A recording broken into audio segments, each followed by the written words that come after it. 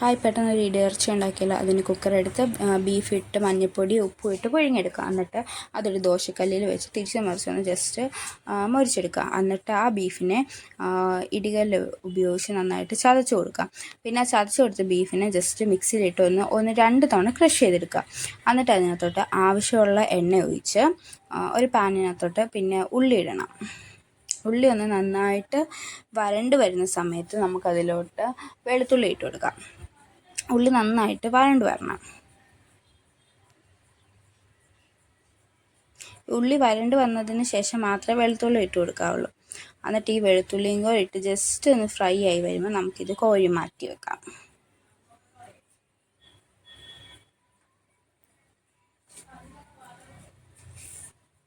ഇത് കണ്ടില്ലേ, ഒരു ഗോൾഡൻ ബ്രൗൺ കളറാകുമ്പോൾ നമുക്ക് എടുക്കാം.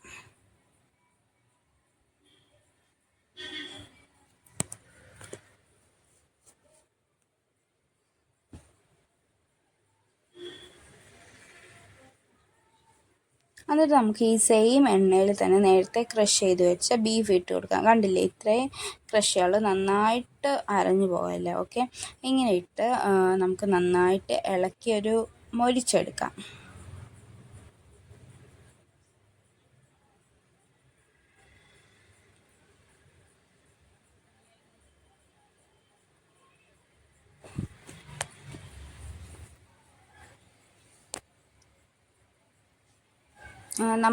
നമ്മൾ ചട്ടി ഒന്ന് മാറ്റി വെച്ചിട്ടുണ്ട്. അതൊരു ചെറിയതായിരുന്നു, പിന്നെ നമ്മൾ വലിയ ഇതിലോട്ട് മാറ്റിയിട്ടുണ്ട്.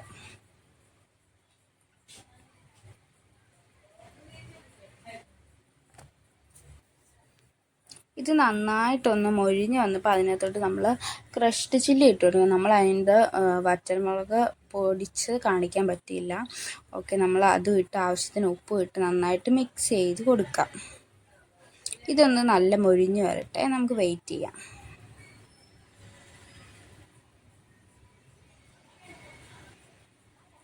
ഇനി നമുക്കിതിനകത്തോട്ട് 1 സ്പൂൺ മുളക് പൊടിയും ആവശ്യത്തിന് കുരുമുളക് പൊടി ഇട്ട് കൊടുക്കാം.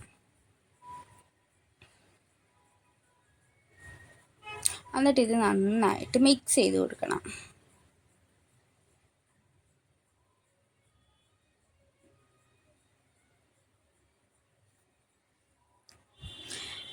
അതിൻ്റെ പുറകിൽ തന്നെ നമുക്ക് നേരത്തെ വറുത്ത് വെച്ച ഉള്ളിയും വെളുത്തുള്ളിയും ഇട്ട് കൊടുക്കാം. പ്രത്യേകം ശ്രദ്ധിക്കും, നമ്മൾ ഉള്ളി മാത്രമേ യൂസ് ചെയ്യാവുള്ളൂ, സവോള ഉപയോഗിക്കരുത്. എന്നിട്ട് ഇത് നന്നായിട്ട് മിക്സ് ചെയ്ത് ഫ്രൈ ആക്കിയെടുക്കാം.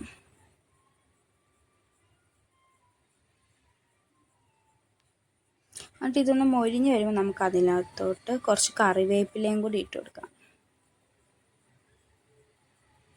സോ നമ്മളുടെ ഇടിയിറച്ചി റെഡി ആയിട്ടുണ്ട്.